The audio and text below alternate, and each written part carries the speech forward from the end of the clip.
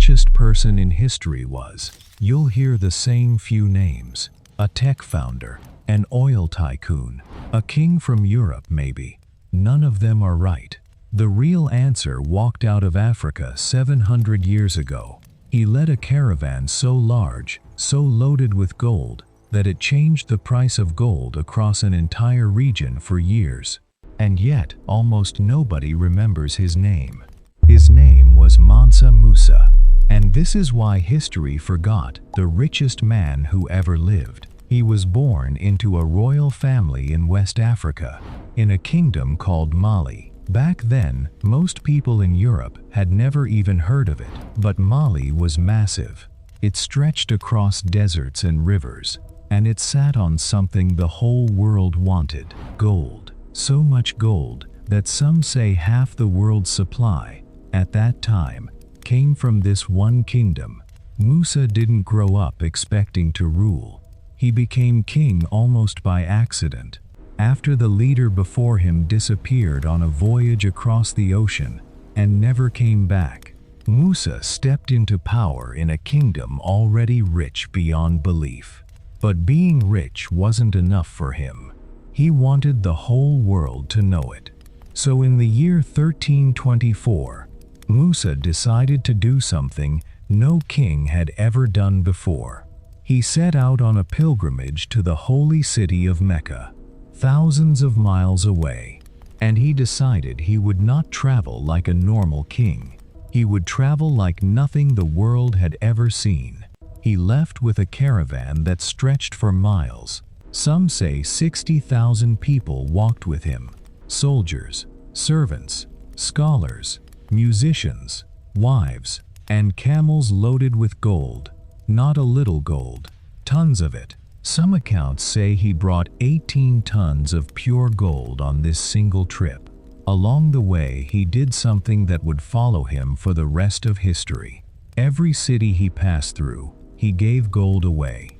To the poor, to scholars, to anyone who asked. He built mosques in cities he only stayed in for a few days. He paid for everything with gold, and paid generously, without ever seeming to run low. When he reached Cairo, one of the richest trading cities in the world at that time, something strange happened. Musa gave away so much gold, so fast, that the value of gold in that city actually crashed. Merchants who had spent their whole lives trading gold watched its price fall apart in weeks. It took the city's economy more than a decade to recover. Think about that. One man, on vacation, broke an entire country's economy just by being generous. Word of Musa spread fast after that. Mapmakers in Europe, who had never even drawn West Africa clearly before, started putting him on their maps. One famous map from that era shows Musa sitting on a throne, holding a giant gold nugget in his hand, a golden crown on his head. To mapmakers who had never met him, he had become a legend. A king so wealthy, he didn't seem real. But here's the part most people never hear. Musa didn't just want to be known as rich. He wanted his kingdom to be known as great. So when he finally made it back home from his pilgrimage, he brought something back that mattered more than gold. He brought scholars, architects, poets. He brought back the knowledge of the wider world. He built the city of Timbuktu into one of the greatest centers of learning on earth. He built libraries. He built a university that would go on to teach students for centuries.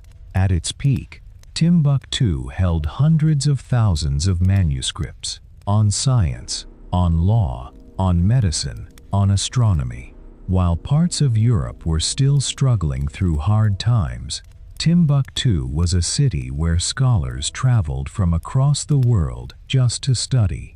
Musa had taken a kingdom known only for its gold and turned it into a kingdom known for its mind. But wealth like his always comes with a cost. The very trip that made him a legend also nearly wrecked his own kingdom's economy. Prices at home rose, and after he died, in the 1330s, The kingdom he built began to weaken. Rivals invaded. Trade routes shifted. Within 100 years, the empire that once outshined kings across 2 continents began to fade from memory. By the time European explorers reached West Africa centuries later, the great empire of Mali had crumbled into smaller kingdoms. The records of Musa's incredible wealth survived in old maps and old texts, but his name slowly disappeared from the story most people learned in school. Today, historians still argue about exactly how rich Mansa Musa really was. Some say his fortune, in today's money, would be worth more than $400 billion.